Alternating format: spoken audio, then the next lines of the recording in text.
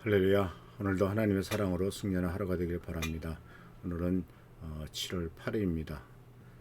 수요일날 아침에 하나님의 큰 은혜로서 승리하는 삶, 복된 삶 되기를 바랍니다. 오늘 말씀은 계속 이어서 아모스서에서 말하고 있는 성문 앞에서 오염된 언어, 성문 앞, 즉 공론장에서 법원이든지 또는 국회든지 교회든지 학교든지 사회에서 정직하고 바른 언어가 무시당하고, 또 정직하고 바른 언어를 하는 사람, 올바르게 판단하는 사람을 싫어하고 미워하는, 그래서 혐오를 더욱더 부추기는 이와 같은 문제점에 대해서 하나님께서는 경고하고 계신데, 오늘도 그 말씀을 같이 생각해 보려고 합니다. 얼마 전에 있었던 그 배제고와 광주일고의 사건, 야구장에서 있었던 사건은 이제 배제고 학생들이 찾아가서 사죄함으로써 그들 사이의 관계 문제는 일단은 한 고비를 넘었습니다. 그런데 중요한 것은 바로 뭐냐면 그 옆에 정치인들이 자기 편들어서 문제를 더욱더 확대시키고 있다라고 하는 것이죠. 배제고등학교 학생들의 그 잘못된 태도에 대해서 표현의 자유라든지 또는 그것이 뭐 잘못됐느냐 하는 식으로 얘기를 함으로써 그들이, 이 어린애들이 배우고 성장해 나가고 올바른 길로 나가는 것을 오히려 방해하고 있는 이런 아주 못된 정치인들, 그리고 못된 인간들, 못된 어른들의 문제점들이 우리들의 삶에 큰 문제를 미치고 우리들의 자녀들의 세대에도 큰 영향을 미친다라고 하는 것입니다. 성경 말씀은 에베소서 4장 29절에 이렇게 말합니다. 무릇 더러운 말은 너희 입 밖에도 내지 말고 오직 덕을 세우는 데 소용되는 대로 선한 말을 하여 듣는 자에게 은혜를 끼치게 하라. 내가 하는 말이 덕을 세우느냐, 또 내가 하는 말이 선한 말이냐, 또 내가 하는 말, 요새는 SNS 또는 무슨 어떤 그 이메일 또는 어떤 그 유튜브, 이렇게 하는 게 모든 것이 자기가 하는 말이죠. 그러한 어떤 표현은, 그 방법은 다르더라도 이것은 모두가 다 우리가 하는 말인데, 바로 이런 일들이 바로 다른 사람에게 듣는 사람이 은혜가 되는가 하는 것을 먼저 너희가 생각을 하라 하는 것이죠. 그러니까 말하기 전에 한번 생각해라 그러는 게. 여기서 이 그 더러운 말로 번역된 헬라어는 사프로스라는 말로 되어 있는데, 이 단어는 본래 썩은 과일, 썩은 생선처럼 부패해서 사용할 수 없는 것을 가리키는 말이죠. 이 더러운 말은 결국은 누구에게도 도움이 되지 않습니다. 그래서 하나님께서는 사람을 무너뜨리는 이 더러운 말을 바로 썩은 음식 같은 것으로 보신다라고 하는 것이죠. 그러니까 그런 말을 계속 먹으면 어떻게 되겠습니까? 그런 말을 내뱉는 입은 이미 썩은 입이고, 그런 말을 계속 내놓는 그 삶은 이미 썩은 삶이고, 아무 짝에도 쓸모없는 부패한 삶이고 부패한 인생이란 것을 드러내는 것이죠. 문제는 본인이 그렇게 부패한 인생, 부패한 말을 하고 있는 썩은 인생을 계속 그 입에서 썩은 얘기를 함으로써 듣는 사람들까지도 병들게 만드는. 그래서 이런 상한 음식을 계속 먹으면 몸이 병듭니다.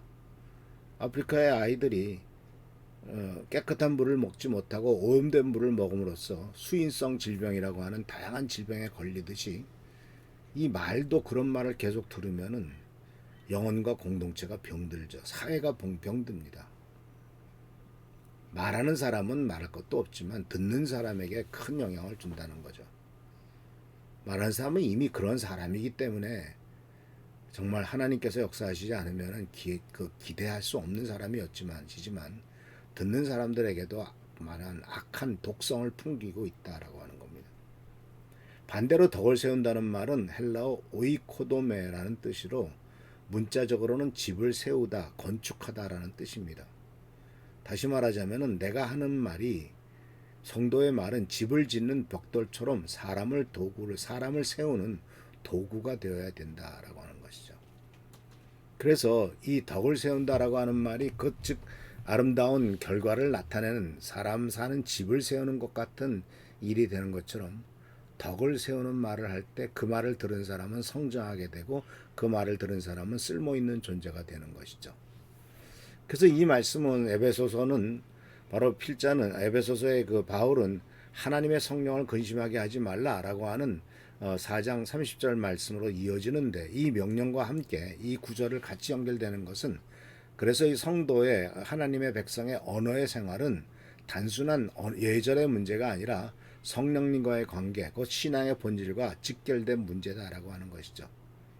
근데 참 안타까운 것은 소위 목사라고 하는 사람이 또는 교회를 다니는 장로라고 하는 사람이 그렇게 그 입에서 그런 독소를, 그리고 이러한 그 혐오의 말을 쏟아내고 있고, 알고 보니 그 사람이 어느 교회 장로였어 라고 하는 얘기, 또는 집사였어, 또는 심지어 목사야 라고 하는 얘기를 들을 때 정말 우리 하나님을 믿는 사람들은 얼마나 부끄러우며, 그리고 또 하나님께서는 그 일에 대해서 얼마나 탄식할 것이냐라고 하는 것입니다. 그래서 사도 바울은 성도의 언어는 상대를 무너뜨리는 언어가 아니라 공동체를 세우는 언어여야 된다라고 말하고 있는 것을 보게 됩니다. 예수께서도 이미 심지어 죄지은 자 가늠한 여인에게도 말했습니다. 너를 정죄하지 않는다. 그렇지만 가서 다시는 동일한 죄를 저질러서는 안 된다라고 말하고 있고, 삭개오에게도 내려와라, 내가 너희 집에 유하겠다. 많은 사람들이 배제하고, 많은 사람들이 사람 취급 안 하고, 많은 사람들이 그 상대하지 않으려고 하는 세리장이었던 삭개오에게 예수께서는 기꺼이 다가가셔서 회복시키시는 것을 보게 됩니다. 심지어 자신을 배반했던 시몬 베드로에게까지 와서 회복시키는 것을 보죠. 그래서 복음서를 보면은 예수님은 죄는 책망하셨지만 사람을 모욕하지는 않으셨죠. 가나보다 붙잡힌 여인에게 정죄하지 않겠다고 말씀하셨고, 삭개오에게나 또는 베드로에게나 정죄의 언어가 아니라 회복의 질문을 던지시면서 내가 나를 사랑하느냐라는 질문을 던졌죠. 그래서 예수님의 말씀은 언제나 진리를 말했지만 동시에 사람을 다시 일으켜 세우는 것, 이것이 바로 복음의 언어이고 하나님의 백성들이 해야 될 말입니다. 그래서 오늘날 우리 한국의 교회는 이 말씀 앞에서 깊이 돌아봐야 됩니다. 우리는 진리를 말한다고 하면서 사람을 죽이고 있지는 않습니까? 사람을 잃고 있지는 않습니까? 교리를 지킨다고 하면서 사랑을 잃어버리지는 않습니까? SNS에는 누구보다도 아주 강한 표현, 나쁜 표현을 하면서 주일에는 사랑을 말하고 있지는 않는가? 그래서 하나님께서는 진리와 사랑을 결코 분리하지 않습니다. 참된 진리는 언제나 사랑으로 표현되어야 되고, 참된 사랑은 언제나 진리를 포기하지 않는다는 사실을 기억하시면서, 바로 우리가 이 하나님은 사람을 살리는 언어를 명령하셨다라고 하는 사실을 꼭 기억하시면서, 이 성문에서의 언어를 올바로 세우고, 우리의 개인적인 SNS나 또는 개인적인 어떤 표현이나 이런 데서도 사람을 살리는 언어를 표현하는 그런 말을 하는 우리 한 성도님들 되시기를 축원합니다. 할렐루야, 축복합니다. 기도하겠습니다. 좋으신 주께서 오늘도 함께 하시는 은혜를 감사드립니다. 주님, 우리들의 삶 속에 하나님의 도우심과 돌보심을 기대하며, 또한 하나님께서 원하시는 길로 가기를 원하십니다. 주여, 오늘 말씀대로 올바른 말, 그리고 사람을 살리는 말을 할 수 있도록 하시고, 내 입에서 혐오의 말, 배제의 말, 또는 남을 정죄하는 말이 나오지 않도록 주여 우리들의 말을, 입술을 주관하여 주옵소서. 주께 감사하고 예수님의 이름으로 기도합니다. 아멘. 할렐루야. 주님의 축복과 은총과 은혜가 우리 사랑하는 성도님들에게 임하기를 축원합니다. 할렐루야, 축복합니다.